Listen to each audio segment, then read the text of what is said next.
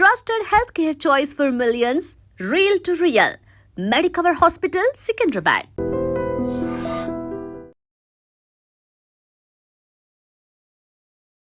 Welcome to iDream media. So జనరల్గా చూస్తున్నాం ఏంటంటే విటమిన్ డి డెఫిషియన్సీ చాలా మందిలో ఈ ప్రాబ్లం అనేది ఉంది. ఎందుకు ఇంత డెఫిషియన్సీ మనం చూస్తూ ఉన్నాము? సో విటమిన్ డి సఫిషియెంట్గా అందాలంటే ఎటువంటి జాగ్రత్తలు తీసుకోవాలి? సో అందరికీ సప్లిమెంట్స్ అయినా న్యాచురల్ వేస్లో కూడా విటమిన్ డి పొందవచ్చా? ఇక అంతేకాకుండా విటమిన్ డి డెఫిషియన్సీ వస్తే ఎటువంటి అనారోగ్య సమస్యలు వస్తాయి? సో పూర్తి వివరాలు తెలుసుకుందాం. మనతో పాటు ప్రముఖ రుమటాలజిస్ట్ డాక్టర్ భావన గారు ఉన్నారు. డాక్టర్ గారు నమస్తే అండి. నమస్తే.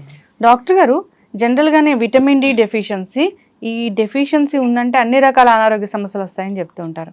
అయితే అందరిలో కూడా అంటే 90% ఆఫ్ ద పీపుల్లో కూడా విటమిన్ డి డెఫిషియన్సీ, ఇప్పుడు మనం ఒక ఇయర్లీ టెస్టులు చేయించినప్పుడు అన్నీ బాగానే ఉన్న డి విటమిన్ డెఫిషియన్సీ ఉంటుంది. అంటే ఇంత డెఫిషియన్సీ అనేది అసలు ఎందుకు? మీరు అన్నట్టు మనం టెస్ట్ చేయం, కానీ చేస్తే లిటరేచర్ ప్రకారం 70% ఆఫ్ ది ఇండియన్స్ అందరికీ డెఫిషియన్సీ ఉంటుంది అని. అయితే మనం ఎండలో బాగానే తిరుగుతాము, మన దేశంలో కూడా ఎండ బాగానే ఉంటుంది, ట్రాపికల్ కంట్రీ అంటాం కదా, అయినా కూడా ఇంత లోపం ఎందుకు ఉంటుంది అంటే యాక్చువల్లీ మెలనిన్, మన చర్మంలో ఉండే మెలనిన్ అదొక హిండ్రెన్స్. అంటే అది అబ్స్ట్రక్ట్ చేస్తుంది యాక్చువల్లీ మన చర్మంలో విటమిన్ డి ఉత్పత్తి అవ్వడానికి. మామూలుగా ఆహారంలోనే కాదు, మన చర్మంలోంచి కూడా సబ్క్యూటేనియస్ ఫ్యాట్లోంచి కొలెస్ట్రాల్ విటమిన్ డిగా ఉత్పత్తి అవుతుందన్నమాట. ఇది యూవీ లైట్ ఎక్స్పోజర్ అయిన తర్వాత. అయితే నేను అన్నట్టు మన చర్మంలో మెలనిన్ అనేది ఎక్కువ ఉంటుంది కాబట్టి, యూజువల్లీ మనం బ్రౌన్ స్కిన్ కదా, బ్రౌన్ ఆర్ డార్కర్ స్కిన్, అందుకని ఈ మెలనిన్ అనేది ఆ కొలెస్ట్రాల్ని విటమిన్ డికి మార్చే క్రమాన్ని ఆపేస్తుంది. సో మనం ఎంతసేపు ఎండలో ఉన్నా అంత ఎక్కువ విటమిన్ డి, మనకు డైలీ సరిపడా విటమిన్ డి అంతగా దొరకకపోవచ్చు. సో దీనికి ఆహార సోర్సెస్ యాడ్ అవ్వాల్సిందే. అవి usually eggs, egg yolk, egg white and non vegetarian sources, meet, ఇవి చాలా మంచి సోర్సెస్ అన్నమాట. వెజిటేరియన్ ఫుడ్ ఎక్కువ ఉన్న వాళ్ళలో కూడా, ఇండియాలో ఉన్నట్టు ప్రిడామినెంట్లీ వెజిటేరియన్ డైట్ ఉన్న వాళ్ళలో కూడా ఈ విటమిన్ డి లోపం అనేది సాధారణంగా కనిపిస్తూ ఉంటుంది. అయితే ఈ మెలనిన్ అనేది అది పక్కన పెట్టేస్తే యూజువల్లీ 11 AM to 3 PM ఈ టైంలో మనం ఎండకు ఎక్స్పోజ్ అయితే అట్లీస్ట్ 60 to 120 minutes ఎక్స్పోజర్ కాదు.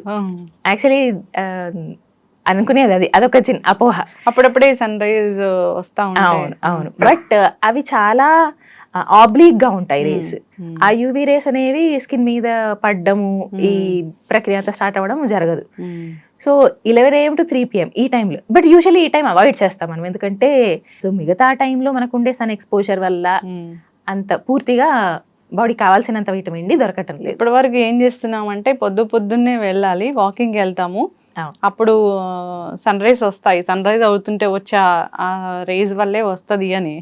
ఇప్పుడు చెప్తున్నారు 11 AM నుంచి 2 PM వరకు అప్పుడు ఎక్స్పోజ్ అవుతేనే ఎండకి డి విటమిన్ వస్తుందని.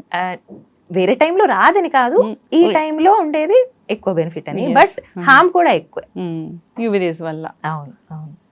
సో అంటే మా సన్ స్క్రీన్ రాసుకుంటే రాదుగా అనేది, అది కూడా ఒక బ్యారియర్.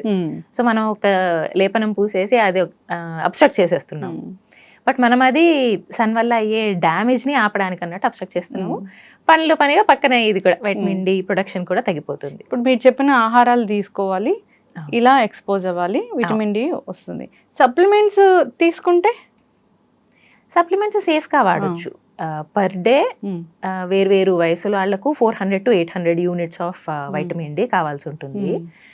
ప్రెగ్నెంట్ వాళ్లకు లేదా మెనోపాజ్ చేసిన వాళ్ళలో కొంచెం రిక్వైర్మెంట్ ఎక్కువ ఉంటుంది అన్నమాట.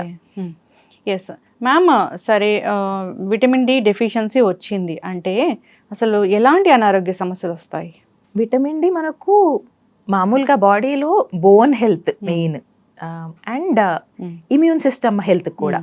సో రోగనిరోధక వ్యవస్థ సరిగా పనిచేయాలన్నా, అదర్వైజ్ బోన్స్ హెల్తీగా ఉండాలన్నా, ఈ రెండింటికి కూడా చాలా ఇంపార్టెంట్. సో డెఫిషియన్సీ చాలా తీవ్రంగా ఉంటే తప్పితే మనకు ఆస్టియోమలేషియా అంటే బోన్ విటమిన్ డి తక్కువైపోయి, కాల్షియం, ఫాస్ఫరస్ అనే అంశాలు తక్కువైపోయి కరిగిపోతుంది బాడీలో. అలాంటి ప్రాబ్లం రావచ్చు, ఆస్టియోమలేసియా అంటాము.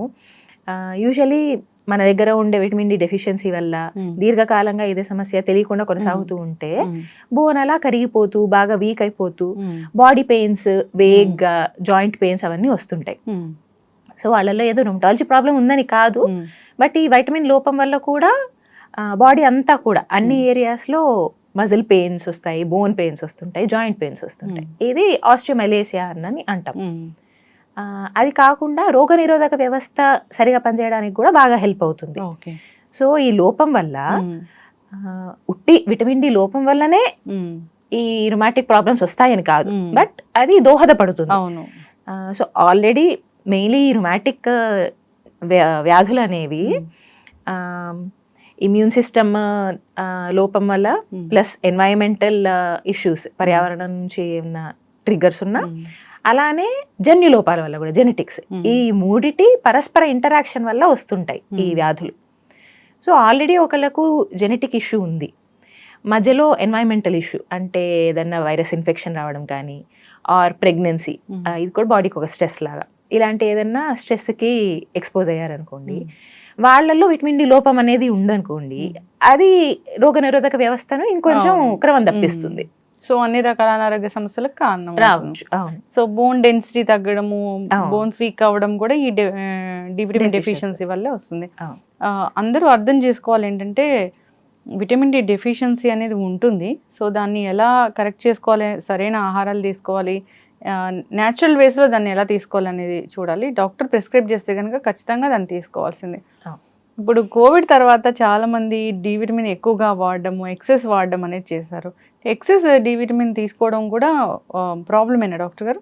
అవును, బియాండ్ ప్రిస్క్రైబ్డ్ డోస్ అంటే రికమెండెడ్ డైలీ అలవెన్స్ అంటాము. డైలీ మనకు కొన్ని మినరల్స్, విటమిన్స్ అనేవి ఒక మోతాదులో కావాలి. ఇవి వైటమిన్ ఏ, డి, ఈ, కే, ఈ 4 ఫ్యాట్ సాల్యుబుల్ వైటమిన్స్ అంటాం. అంటే మనలో ఫ్యాట్ అంశలో అవి స్టోర్ అయి ఉంటాయి అన్నమాట. మిగతా అవి బి కాంప్లెక్స్ వైటమిన్స్ అనేవి వాటర్ సాల్యుబుల్. సో అది మనం ఎక్స్ట్రా తీసుకున్నా, ఇప్పుడు మామూలుగా మనకు ప్రిస్క్రైబ్ చేసేది డైలీ 1 టాబ్లెట్ అనేది 2 or 3 వేసుకున్నా కూడా అది యూజువల్లీ ఎలిమినేట్ అయిపోతుంది బాడీలో, యూరిన్ రూపంలో బాడీలోంచి వెళ్ళిపోద్ది. ఇవి వచ్చేసి వైటమిన్స్ ఏ, డి, కే, ఇవనేవి బాడీలో అలానే స్టోర్ అయిపోయి ఉంటాయి. సో మామూలుగా మనం వేసుకోవాల్సిన దానికన్నా ఎక్కువ వేసుకున్నా కూడా హానికరమే. వైటమిన్ డి టాక్సిసిటీ అన్నట్టు కూడా రావచ్చు. అప్పుడు కూడా మజిల్ పెయిన్స్, బోన్ పెయిన్స్ అలా వస్తూ ఉంటాయి. చక్కటి ఇన్ఫర్మేషన్ డాక్టర్ గారు. సో డి విటమిన్ డెఫిషియన్సీ అనేది అదొక మేజర్ ప్రాబ్లమే. దానివల్ల చాలా రకాల హెల్త్ ఇష్యూస్ అనేవి వస్తాయి. ముఖ్యంగా ఏంటంటే బోన్ డెన్సిటీ తగ్గిపోవడం, బోన్స్ వీక్ అవ్వడం అనేది జరుగుతూ ఉంటుంది. రకరకాల పెయిన్స్ అనేవి ఇబ్బంది పెడుతూ ఉంటాయి. సో అందరూ కూడా ఇలాంటి ఇబ్బంది లేకుండా ఉండేలా చూసుకోవాలి. హెల్దీ ఈటింగ్ హ్యాబిట్స్ అనేవి చేసుకోవాలి. నేచర్కి దగ్గరగా లైఫ్ అనేది ఉండాలి. సో ఎండకి ఎక్స్పోజ్ అవ్వడం చాలా మందిలో తగ్గిపోయింది. అవును, డాక్టర్ ప్రిస్క్రైబ్ చేస్తే మాత్రమే డి విటమిన్ అనేది వాడాలి.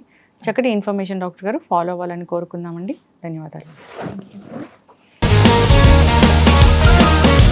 Sir, one life lesson what medicine has taught you. Whatever you can do without expecting.